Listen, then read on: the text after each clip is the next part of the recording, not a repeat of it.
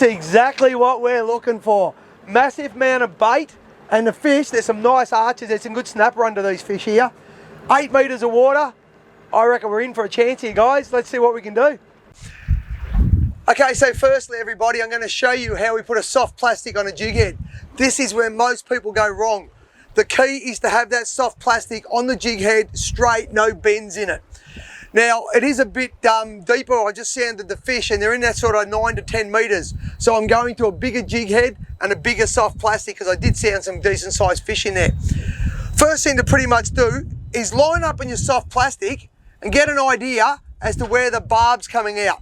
And often you can just put a little nick there so you can remember. And then just feed the soft plastic on, feeding it up and around, and bringing it out in the middle where I just marked that. And then feeding it up onto the keeper. All right, the top plastic sitting on that pretty straight. Got a little bend in it, but that shouldn't affect it too much. As I said, bigger soft plastic I'm going to use now because I'm going to throw a little bit deeper to start with. All right, got one on, just a little fish. Oh, just dropped it. That actually felt like a salmon more than a pinky. They absolutely destroyed the soft plastic. But hey, they're here.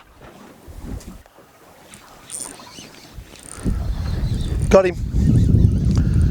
All right, another little pinky. Feels like a little pinky. Yep, it is. Once again, just a small fish. But hey, on soft plastics, it's fun. There you go. Once again, I'm not going to touch that fish. I just want to release him without even touching him. Come on, there you go. The soft plastic that's doing the damage, that's a gulp. They call that a new penny. That's in a 3-inch. Now that's a bit chewed up, but it'll still go again. So I just quickly put it back on.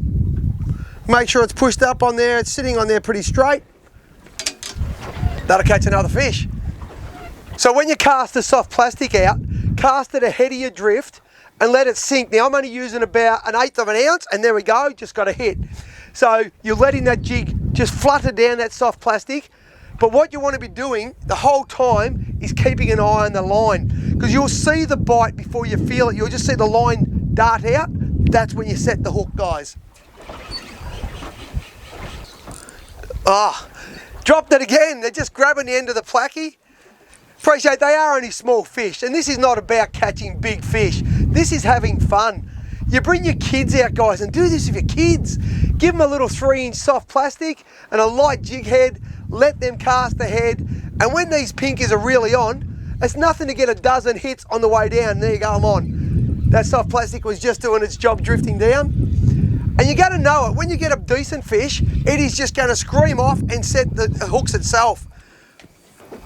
So once again, not a big fish, but if you bring your kids out here, the kids are going to have a ball.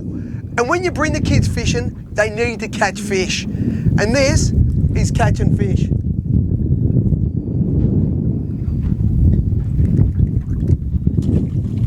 One of the biggest mistakes a lot of people make with a soft plastic is going too heavy a jig head.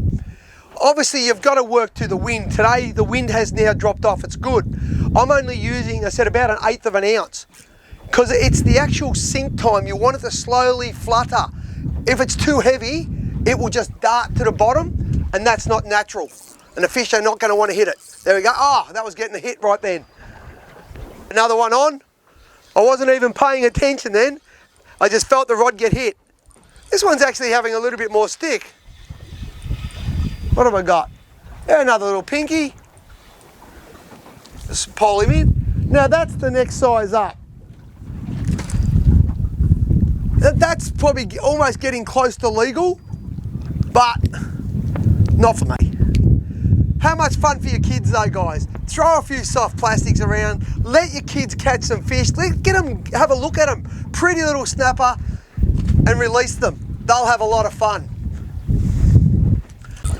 How was that? I was literally just doing the rattle of the rod tip, and the fish just ate it. What do we got? Yeah, another little snapper. Just flick him up. Whoa. Now look at that. I'll get him up here, hang on. Have a look at that for a fish. See how dark he is. It's a much darker one. That one's been living more in the reef or in kelp. A lot darker. Once again, a little bit better quality fish. I'm only in 3 metres of water now, guys. So don't be afraid to fish shallow or get one more cast. I am getting right on the edge of the marine park. So one more cast and then I've got to get out of here. Only a fish here, keep getting hits, and there's a fish on. Just letting that plastic sink back down again. Oh, and he dropped it. What he's done is bitten the curl tail off it. So that plastic's no good anymore, it's lost its action. I said they're probably just a bit big. I am having trouble hooking some of these fish. So I'll go back to the one that before that was working well. So always try something different, but obviously if you find a colour that's working well, stick with it. Soft plastics are like that. A certain colour will work some days more than others. Oh, just can't stay in. Can't get that hook in their mouth. That time, maybe. That'd be that same fish. He's just come back for it. He got a taste of it, so he came back. He's actually having a bit of a go, this one. Yeah, another little pinky, undersized.